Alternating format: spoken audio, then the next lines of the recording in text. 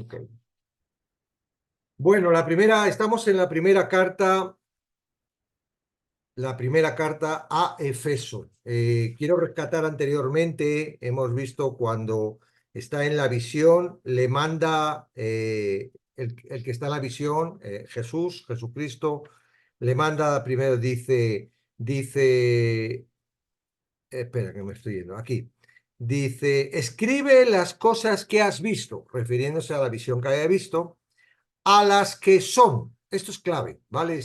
Ahora estamos viendo, todavía está en la tierra, ¿verdad? Está abajo, todavía no ha subido en el espíritu al cielo, y entonces aquí Jesucristo está como dictando estas cartas, ¿verdad? Escribe las que son. Esto es importante porque cuando nosotros entremos en el estudio de estas cartas, tenemos que darnos cuenta de que lo que está hablando es no de nosotros, está hablando de la iglesia, y cuando habla de iglesia no está hablando de cuerpo de Cristo, que ese es perfecto porque es el cuerpo de Cristo y Él es el que lo maneja, lo controla, lo dirige. No, está hablando de congregaciones. Hay una serie de...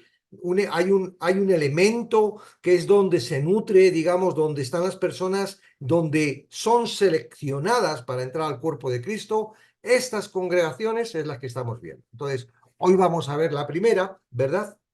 Y al verla vamos a ver, esta por lo menos tiene, la estructura de la carta contiene 8 características. Vamos a ver la iglesia, qué pasaba en la iglesia de Éfeso. Vamos a ver la ciudad a la que estaba la iglesia, es importante ver esto.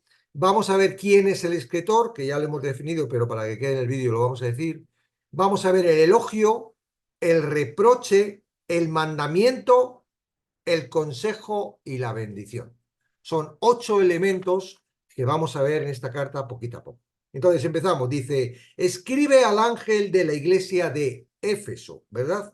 Éfeso, bueno, escribe, el que recibe la carta, ya hemos dicho que era el ángel, pues no es un ángel, es como el líder, el representante, el que está de representante recibiendo la carta, recibe esta carta, que era el de la iglesia de Éfeso.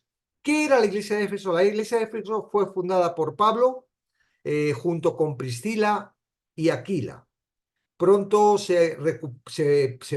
empezó a participar en esta iglesia de Apolos, estuvo un tiempo edificando, ¿verdad? Después, más adelante, deja a Timoteo Pablo para que arregle unos problemas, ¿verdad? Y había unas falsas doctrinas. 40 años después reciben esta carta. ¿Ok? Desde cómo comienza Éfeso hasta cuando recibe, hay un proceso, y es lo que en este caso vamos a ver, ¿no?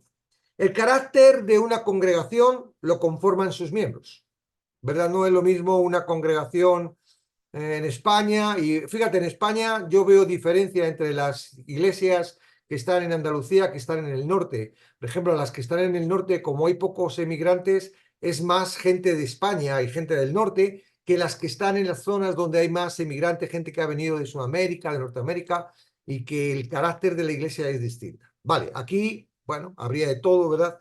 Pero para ver el carácter de esta gente, de esta iglesia, tenemos que ver el carácter de la ciudad, ¿ok?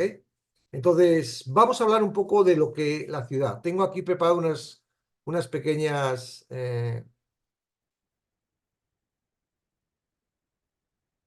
son ruinas, por supuesto, no tenemos fotos de aquella época, de lo que era la ciudad de Éfeso, ¿verdad? Se trataba de una ciudad muy significativa en Asia Menor, aunque no era la capital, la capital era Pérgamo. Como residía el gobernador romano aquí en Éfeso, pues se otorgaba la máxima reverencia de la zona. Su población se estimaba entre 250.000 a 500.000 personas. ¿Okay? Eh, Efeso albergaba el puerto principal de la provincia de Asia. Está buscando una foto, pero no lo hay. Este tenía un problema, este puerto. El río Caistro desembocaba en el mismo momento en el río, y ese río traía mucho sedimento y estaban constantemente luchando con el sedimento porque llenaba el puerto de sedimento el río y entonces no permitía entrar los barcos y era un problema muy gordo.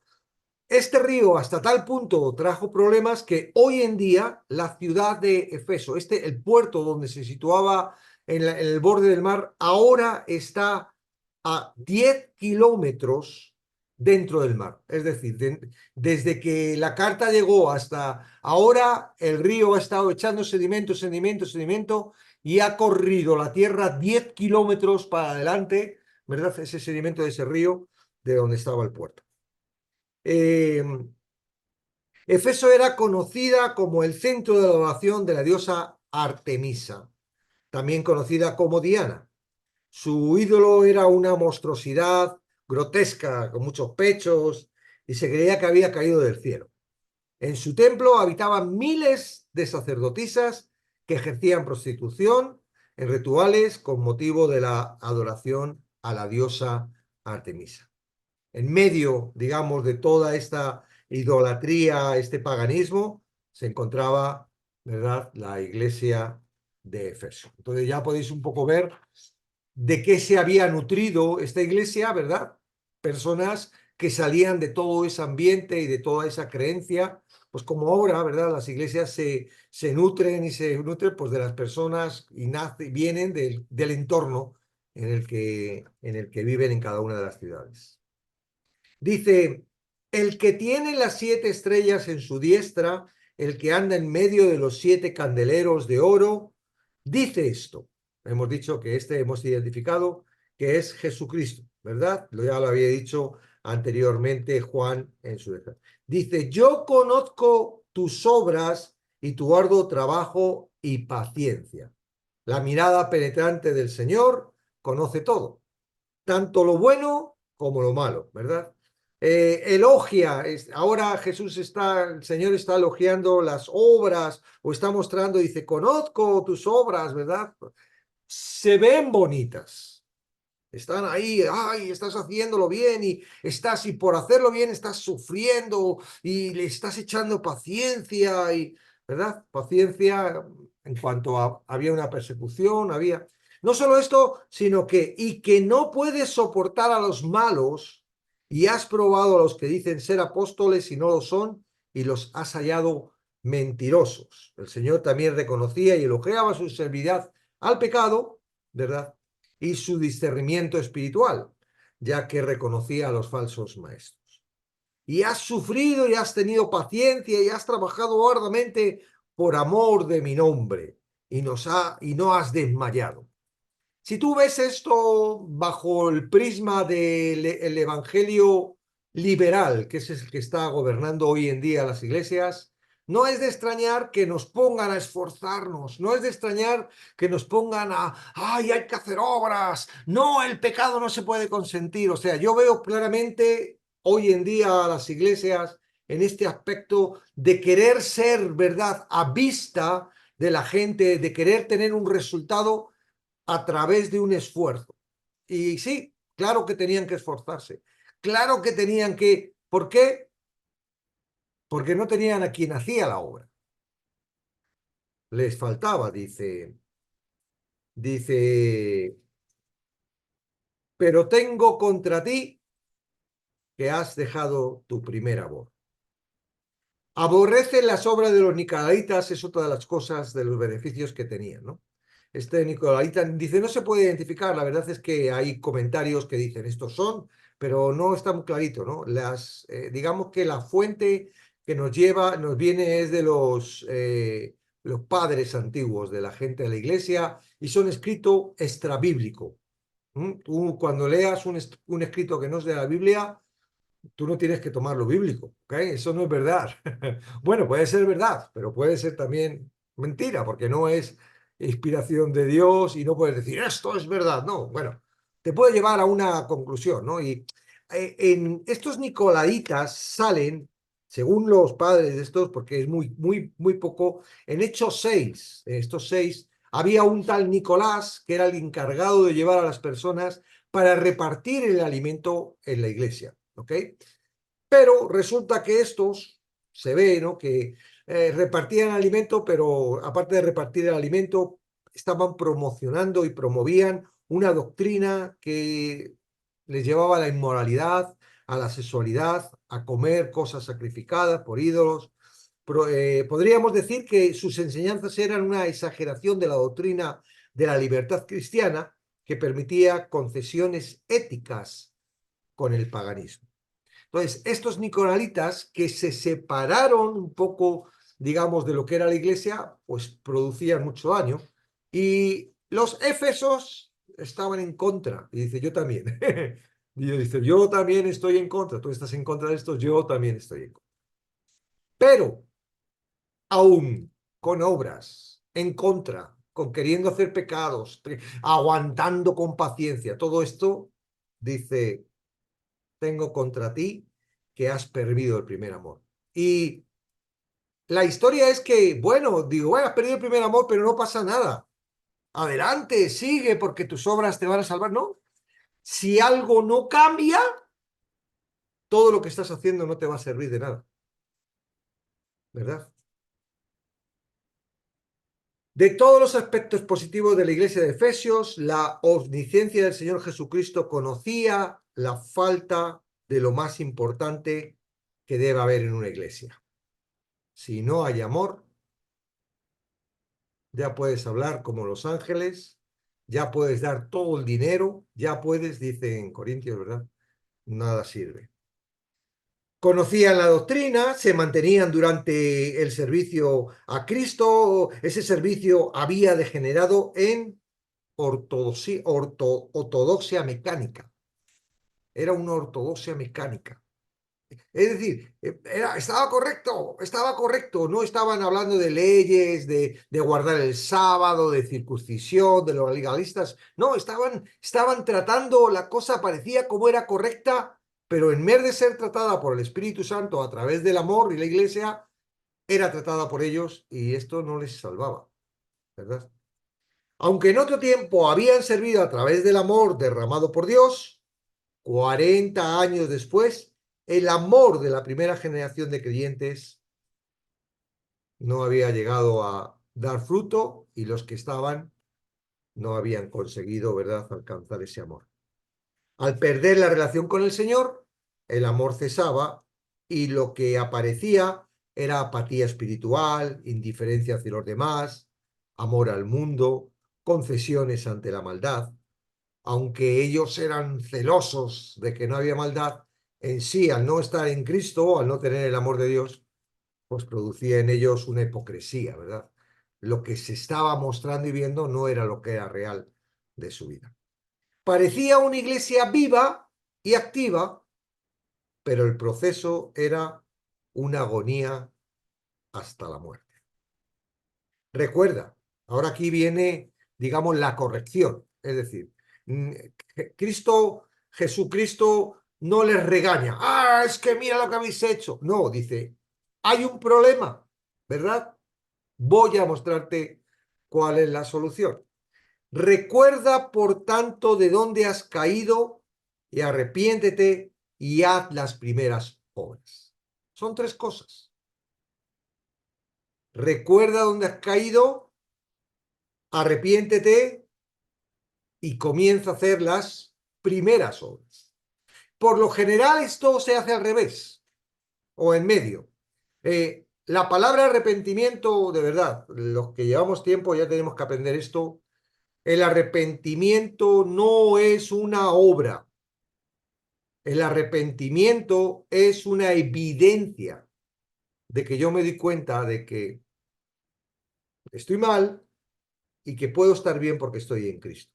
El arrepentimiento no tiene que ver con lo que yo veo que está bien y está mal, porque aún los que están bajo Cristo se arrepienten y no llegan a Cristo por ese arrepentimiento.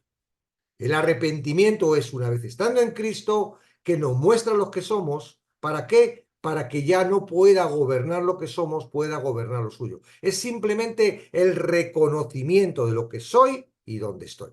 Entonces, arrepentirse no es una obra. Es falso. Eso que la gente dice, arrepiéntate, ay, perdóname. Por dentro está diciendo, la próxima la voy a volver a hacer. Aunque tú no te des cuenta, aunque tú creas que te estás arrepintiendo, aunque te duela lo que ha pasado, esto lo vuelves a hacer. No es un arrepentimiento, porque el arrepentimiento no es darte cuenta de que has hecho algo mal, el arrepentimiento es un cambio. Y en este caso nosotros no podemos cambiar, es el que nos cambia, porque es el que nos traslada del pecado a Cristo. El concepto este siempre tiene que estar en vosotros cuando estéis viendo la palabra, porque no puede cambiar. ¿Cómo si yo entiendo que la salvación no es por obras, es por gracia? Ahora yo tengo que hacer algo. ¿Para qué? Para no perderme, para llegar a qué. Entonces vamos a ver qué ha pasado aquí. La primera parte es recuerda, recuerda, por tanto, de dónde has caído. La instrucción para restaurar, ¿no? Empieza por recordar. Ibas bien, esperando la gracia. Nada podías hacer, solo darte cuenta dónde estabas y dónde te iba a sacar Cristo. No se trataba de un esfuerzo, todo lo realiza la palabra. Es decir, yo entro, escucho el Evangelio y voy bien. ¿Por qué? Porque si alguien me predica el Evangelio correctamente, me está diciendo, mira, Jesucristo ha muerto en la cruz, Él ha pagado, te va a rescatar en la palabra va a colocarte en la posición en la que te va a dar el nacimiento. Entonces dices, gloria a Dios, y tú te pones en esa dirección, pero yendo en esa dirección, ¡oh!, caes y te desvías a un lugar que parece que estoy en Cristo, porque estoy haciendo obras, porque estoy, pero no estoy en Cristo, porque no hay amor. Si no hay amor, yo no puedo generar el amor. Entonces, recuerda dónde has caído. Empezaste bien, conociste el Evangelio y empezaron a decirte, mira, tienes que venir a la iglesia, mira, tienes que diezmar, mira, tienes que dejar de hacer eso y recuerda, observa, medita. ¿Dónde has caído? En la meditación, que es parte del Espíritu Santo, que es el que convence de pecado y el que realmente está interesado, ¿verdad?, a través de la palabra, de que nosotros lleguemos al lugar donde Él nos puede salvar, encontramos el arrepentimiento. El arrepentimiento es decir, ay, es verdad, pero ¿cómo me dejé engañar? Pero ¿cómo continué siguiendo mi corazón cuando me estaban diciendo que no siguiera mi corazón, que no siguiera mi pensamiento, que confiara en la palabra? ¿Por qué me dejé? Ahí es el arrepentimiento. Y una vez que uno se da cuenta, dice, ¡guau! Pues ¿qué tengo que hacer? Volver a las primeras obras. ¿Cuáles eran nuestras primeras obras? Cuando íbamos encaminados a Cristo antes de nacer, porque aquí no está hablando de que ha perdido el amor, aquí está diciendo, no han llegado al amor, se desviaron, una raíz de amargura hizo que no alcanzara la gracia. Hebreos, ¿verdad? Entonces, hacer lo que, cuando dice hacer las primeras obras, ¿cuáles son las primeras obras? Creer que Jesús me ha salvado, creer que Él es todo, creer que Él me va a dar la gracia, creer que va a dar todo lo que yo necesito, saber que no es por mí, por mi mente, ni por mi esfuerzo, ni por mi justicia, saber que todo lo ha hecho Él. Esas son las primeras obras. Son las obras que nos llevan al gozo, que nos llevan a la posición en donde Él puede salvarnos. Entonces, recuerda, por tanto, de dónde has caído. Arrepiéntete y haz las primeras obras. ¿Quién te engañó? ¿Quién te enseñó a dejar la esperanza de que Él lo haría todo? Recuerda, es una invitación a meditar en cuando solo dependías del amor de Dios y darte cuenta del momento en que entró el pensamiento que tú podías hacer algo para sustituir lo que Él iba a hacer. ¿Ok? Una vez que te des cuenta, arrepiéntete. Parece que es una acción, dice cualquier escrito, que se puede hacer. El arrepentimiento, sin embargo, es la evidencia de que has comprendido dónde estaba la trampa que te desvió. Ese es el arrepentimiento. Ah, aquí está. Y eso es lo que te coloca en la dirección de la verdad. Pero si no, y aquí está la advertencia, Si no logras, si sigues encabezonado en seguir haciendo tus obras, pero ¿qué estás diciendo? Hay que hacer obras, hay que... No, hombre, pero ¿cómo? Mira lo que dice Santiago, si te sigues encabezonando y no te das cuenta dónde caíste, porque si no, mira, vendré pronto a ti y quitaré tu candelero de su lugar, si no te hubieras arrepentido. ¿Qué era el candelero? El candelero es la lámpara que sustenta a Cristo. Nosotros, los que estamos en Cristo, somos candeleros. ¿Y qué le está diciendo Jesucristo a la iglesia de Efeso? Que como no se arrepientan, los que están en Cristo los va a apartar. Los que tienen la luz, que están, ¿verdad?, para dar la luz y mostrar a las personas el camino, como no te arrepientas, como sigas eso, yo voy a quitar a esos candeleros, voy a quitar esa luz, ¿verdad? Y no vais a tener la posibilidad de poder ya tener luz, ya vais a estar ocupados en vuestras obras, en vuestras cosas en la oscuridad. Es el aviso, ¿no? Ahora, Dios tiene mucha paciencia porque todavía no la ha quitado, ¿verdad? Hasta que no se va, la iglesia no quita ningún candelero, es cuando la iglesia se va. Pero fíjate que lo dice, pero si no vendré pronto a ti, quitaré tu candelero de tu hogar si no te hubieras arrepentido. ¿Ok? Dice, el que tiene oídos,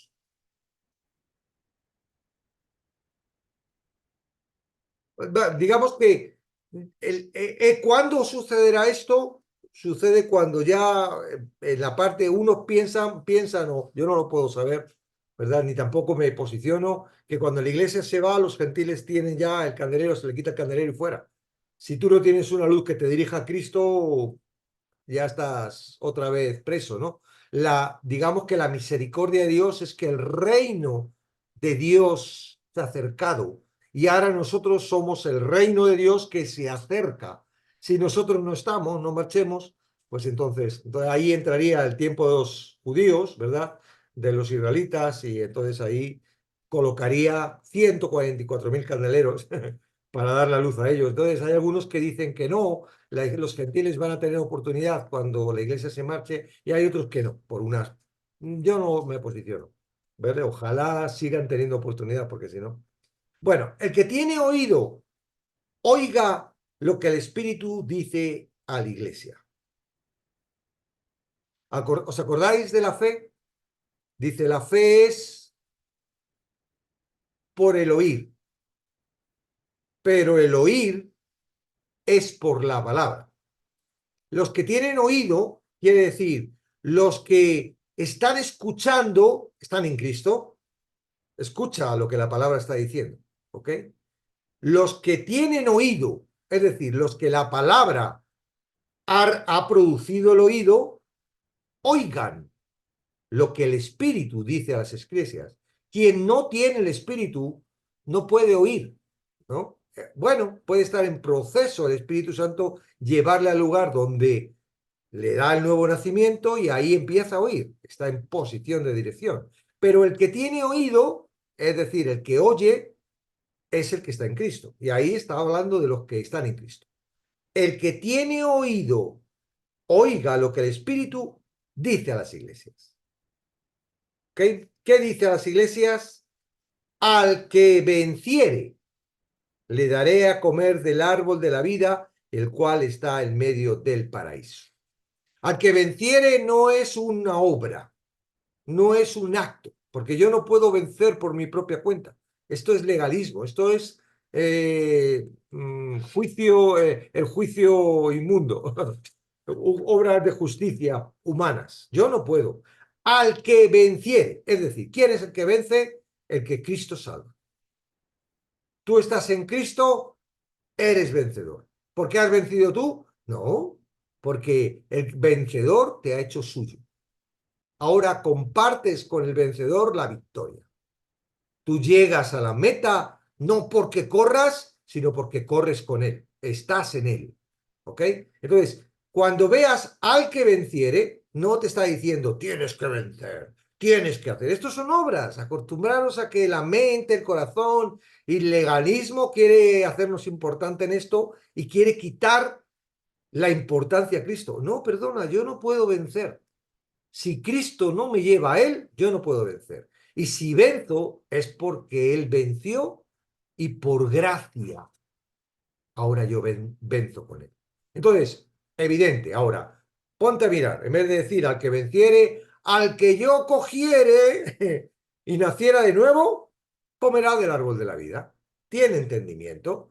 Si tú empiezas a creer que tienes que vencer, que tienes que hacer, ¿qué? No es por obras.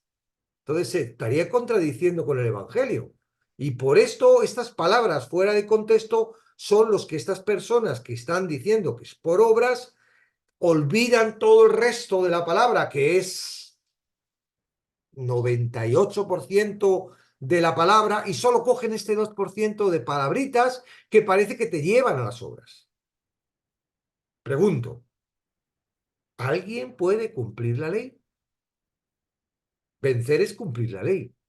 ¿Alguien por su propia cuenta puede cumplir la ley? ¿Por qué Jesús iba a estar diciendo que cumpliéramos la ley si no podemos cumplir la ley? Y para eso nos llevó a Cristo, que fue el que cumplió la ley por nosotros, para que nosotros en Cristo somos más que vencedores. ¿En dónde?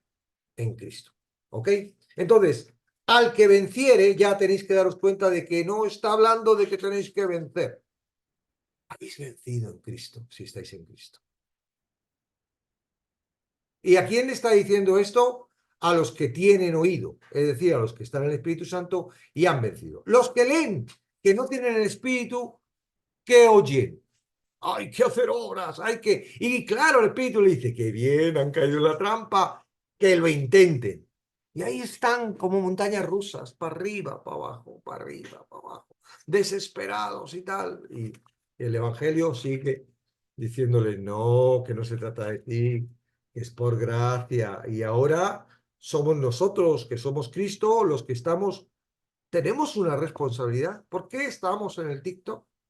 ¿Por qué hacemos esto? Bueno, aprendemos para nosotros, pero en realidad nosotros somos la luz. Dios está usándonos para llevar el Evangelio a todos estos que todavía no oyen y que Él quiere alcanzarlos para que oigan y entonces se den cuenta de que este venciere no está diciendo algo que yo tengo que hacer. ¿Cómo venzo? Yo no puedo vencer. Si no es por Cristo, ¿cómo venzo? Y si venzo yo, entonces ¿para qué ha muerto Cristo? ¿Para qué fue a la cruz?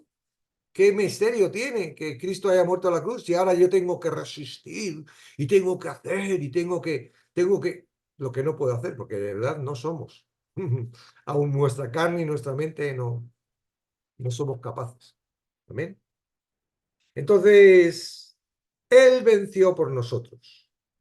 Lo que está diciendo es, aquellos que han sido alcanzados por Cristo, nacidos para nueva vida, disfrutarán comiendo por la eternidad del árbol de la vida, que en realidad es Cristo, el cual está en medio del paraíso de Dios.